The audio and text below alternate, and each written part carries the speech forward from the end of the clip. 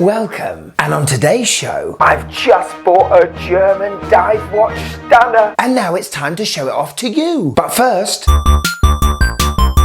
today's shot comes from Steven5289. So first of all, we have got a beautiful, stealthy looking G-Shock in the foreground, huh? I'm not sure what the reference is, but it looks very tough with those corner screws. And oh, watch out, look in the background. If you're gonna have a close encounter with a camel, I can think of no other beater better than a Casio G-Shock. He may have appreciated the negative display. Thanks for tagging me in, my friend. It's a great shot. If you'd like to be on the next Casio corner, all you gotta do, find me on Instagram here and tag me in on one of your Casio posts. Who knows? Next time, the star of the show could be you.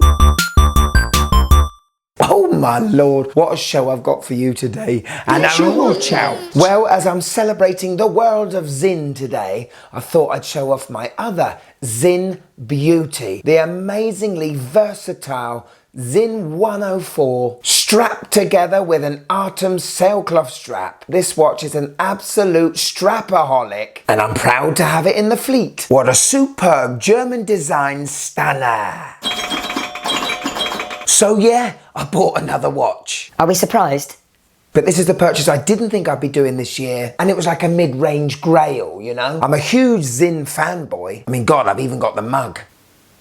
I bought the 104 around 2 years ago after reviewing a subscriber's 104. I knew it was going to be a good watch before I reviewed it, but having it in person, in the metal, I realised what an amazing brand Zinn are. The lengths of detail and testing they do on their watches surpasses many brands out there, almost over-engineering at times. There's nothing wrong with that. Anyway, I thought if I was ever going to get a new Zinn, it would come with some of Zinn's technology, you know? The 104 and the 556 are one of the most affordable Zinns out there, and to get that unique technology, you've got to pay a little bit more. Now, I'm a dive watch kind of guy at heart, and I have always been in love with the U1. The U stands for U-boat. We'll talk about that in a minute. And the 1 stands for 1,000 meters. Yes, a ridiculous 1,000 meter diver. The look of it is just amazing. So unique. The one problem though, it's too big! Yeah, it's got a 44mm diameter case, over 50 lug to lug, and it's 15mm thick. Biff. Only really manly wrists could wear them. But to my excitement, in 2020, Zinn released the U50. U again standing for U-boat, and the 50 stands for 50 Atmos. 500 meters. Now the measurements of this smaller sized U1 is right up my alley, and it's been a mission of mine to at least review it for the channel. Well, with a big thanks to Francis & Gay Jewelers, I bought one. They are an authorised dealer of Zinn and many other fantastic watches that us watch enthusiasts love. Sign up to their newsletter and you already get 10% off. But email Ryan and tell him I sent you. You may just get treated a little bit differently. We can't wait no more. Are you Zinn ready? Let's go.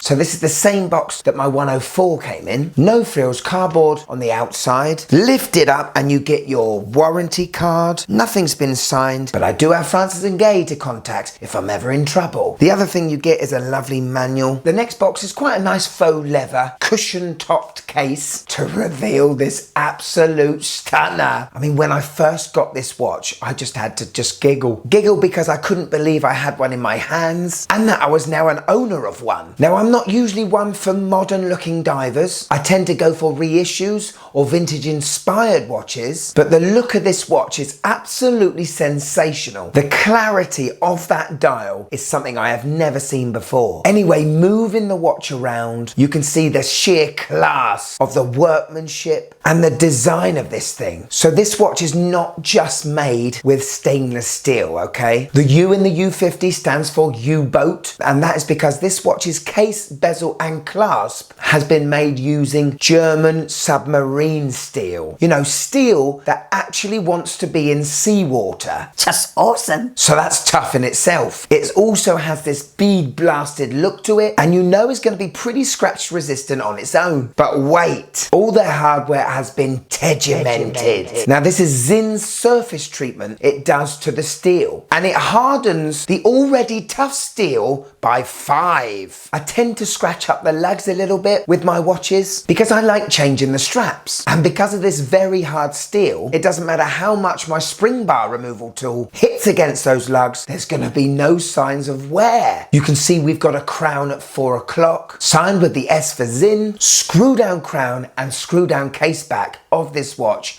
gives us 500 meters of water resistance. I mean, that is bragging rights, isn't it? So on first impressions, I love it. Now quick talk about that screw-in case back. Now no.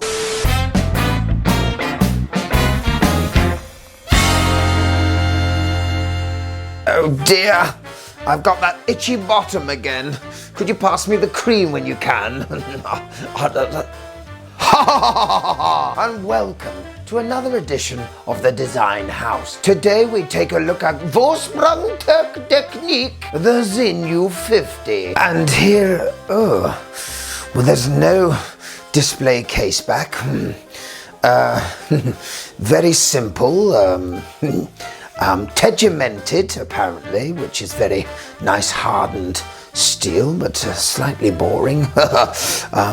Looks like the lid of a tank, doesn't it? But not much more to say about that. It's very nice, looks like a bead blasted affair, but there you go. So a wonderful insight there into the Zinn U50's case back. Obviously built for purpose, but a little bit boring. I look forward to seeing you next time for another edition of the Design House, where maybe we may see a display case back.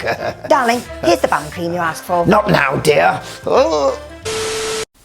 Every time. Something screwy going wrong with the signal. Sorry about that. Quick spec check. Okay, so we got a 41mm diameter case. It's only 11mm thick for a dive watch with an underwater rating of 500 meters. This is spectacular. It's got a lug to lug of 47mm and a strapaholic lug width of 20. So those dimensions sound good to me. I've been told, and I've seen on other reviews, that the watch feels and looks smaller on wrist than the actual dimensions say. Well, I look forward to that.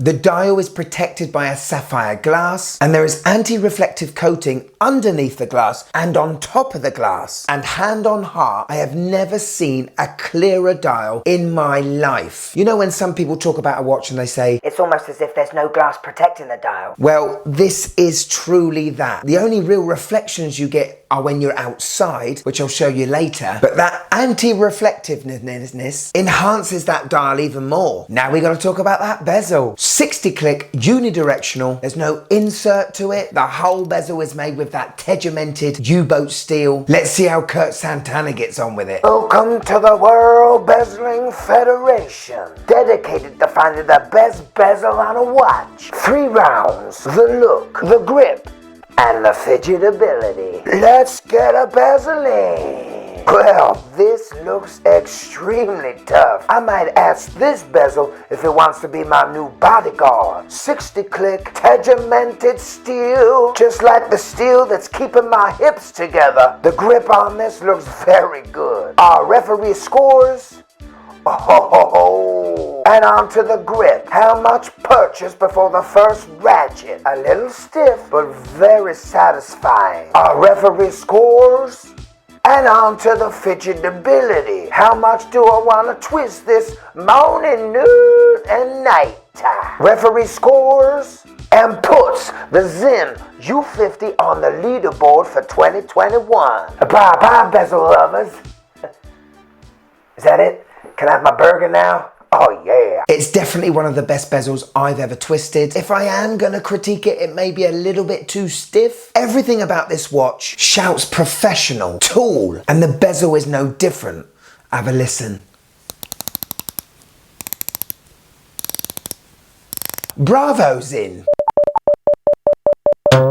Okay, let's talk about the strap. And you can get this watch on a tegimented bracelet. I'm not a huge fan of H-link bracelets. Plus, I heard the clasp wasn't brilliant, so I opted for this awesome silicone strap. Now, you have to size this rubber strap by cutting the end of it and clamping it to the clasp. Cut too much and that rubber strap will be unwearable. My only advice is really take your time on this. I was sweating a bit when I did it myself, but if you do take your time, the silicone part is very supple. You got the Zinn logo raised there. The one thing I may have a problem with is the strap doesn't come down straight from the lugs, which could push that lug to lug measurement out a bit and maybe look a bit big on my wrist. We shall see. But the clasp part is absolutely phenomenal. Again, tegimented U-boat steel, double push deployant, milled clasp. There is no micro adjusts. However, if you leave a bit more on your silicone strap, you can unclamp it from the clasp and pull out a little bit more, giving you a little bit more room to play with, maybe in the summertime. I gotta say, the actual click of the clasp is amazing. I'm gonna give you a sound effect. You ready? Oh. Sorry to bother you. Could you just click that like button, please? It really helps the channel. Thank you. Okay, now on to the face. Dial time. So like my 104, the colour of the dial is black. It's this matte black. And that coupled with that double anti-reflective coating means the black looks so vivid and so deep. You end up staring into it and losing minutes of your day before snapping back out. I'm okay. Everything on this dial shouts tool, shouts professionalism, shouts I'm here for a reason, so f off. Everything on the dial is printed. We've got that very strong contrasting minute track along the outside. The hour markers are little syringe tips. You've got a longer syringe tip for 12 and an extra block for good orientation. So too with the 6 and 9 marker. Now what I love about this watch, it has a date window, but the hour marker at 3 o'clock has not been affected by that date window. It's very subtle with the colour matching the dial. Zinn sure do know how to design a dial with a date in it. Anyway, below that 12 o'clock marker, in italic, we have the Zinn logo. Below the hand stack in red, which is so cool by the way, U50 automatic. It is German. And then below that, 500 meters, stroke 50 bar. And then we come on to the Marmite handset. Marmite being, you're either gonna love it or you're not. Well, for someone that loves a chunky handset, I think they're blooming brilliant. The thicker the hands, the better legibility a sports dive watch has. The hour and minute hands are quite reminiscent to like a cartoon syringe. I love the base of that minute and hour hand being in red, but that seconds hand sure is a showstopper. Not much more to say about the dial really, apart from I freaking love it. So we got a triangle lume pip on the bezel, lume on the handset and the markers. Let's see how this glows.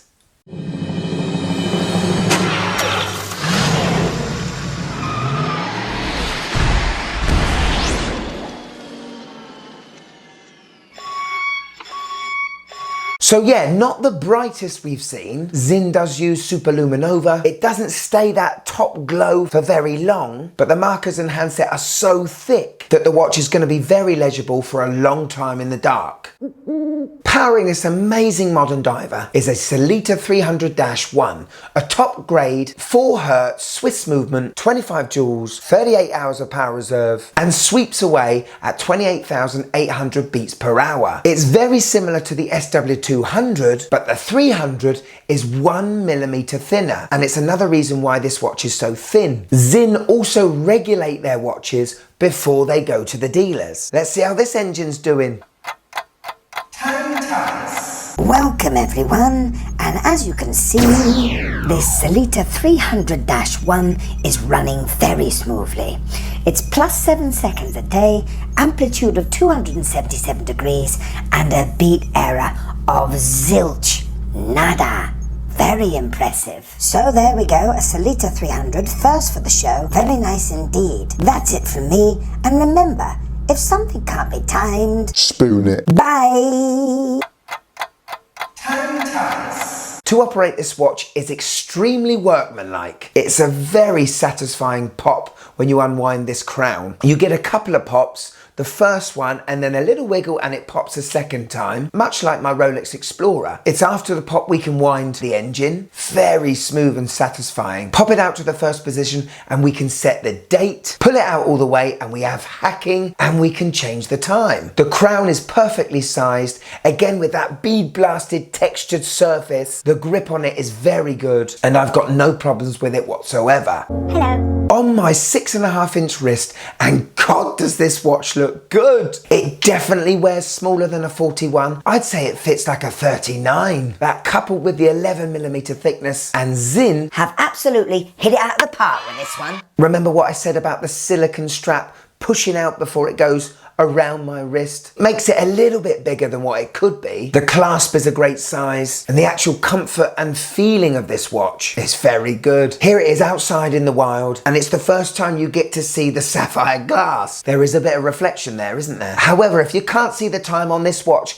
even in the sunniest of days, You can't be looking properly. super. So there's the review of my new U50. Give us the positives. There really is too many. I love the modern unique dial. I'm not really a lover of modern divers. If you look at my other watches in my collection, I tend to go for those reissue vintage inspired watches. But there's something about this U50 that makes it extremely attractive to me. The fact it's made of U-boat steel. I mean metal that wants to be in water. I'm a klutz. I don't tend to keep things new for too long. With the bead blasted and tegimented surfaces, I'm not going to scratch it up. In fact, it's going to look new for a long time. The bezel is one of the best I've ever twisted on this channel. The dial, for it being one of the simplest I have in my collection, is one of the best looking. I really can't speak any more highly about this watch. Give us the negatives. Well, we all know, as watch collectors, there's no such thing as a perfect watch. But this one's quite close. Now, some of you are not going to like this watch at all because of the handset. That's a negative to some, but not me. I'm a little bit worried of the anti-reflective coating on the top surface of the sapphire glass. Is it going to show signs of wearing over time? I don't know. In terms of the actual watch, I don't see any other negatives. The only other thing is the price.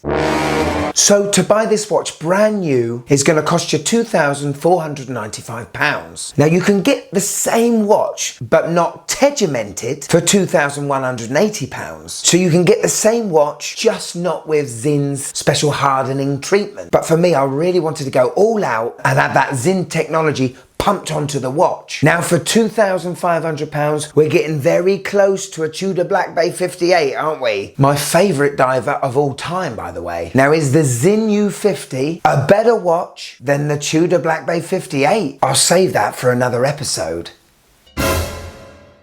Here it is, my wife's first impressions of the Zinn U50. No, don't like it. Looks like a Lego watch. Me personally, I'm extremely happy with this watch. It's one of my favourites in the collection and it has really, weirdly, it has made me very content with my watch collection now. Is it because I've scratched that itch of having a modern diver? Or is it because you're not going to find a diver that has better specs than this for the money? This is the best modern dive watch on the market. You can't deny it, you can't argue it. But I'd love to know your thoughts of this watch in the comments below. Were you on the fence of buying a U50? Have I pulled you over or have I pushed you off? I'd love to know. From me, the Mad Watch Collector, I'll see you in a tick, tick, tick, a tick.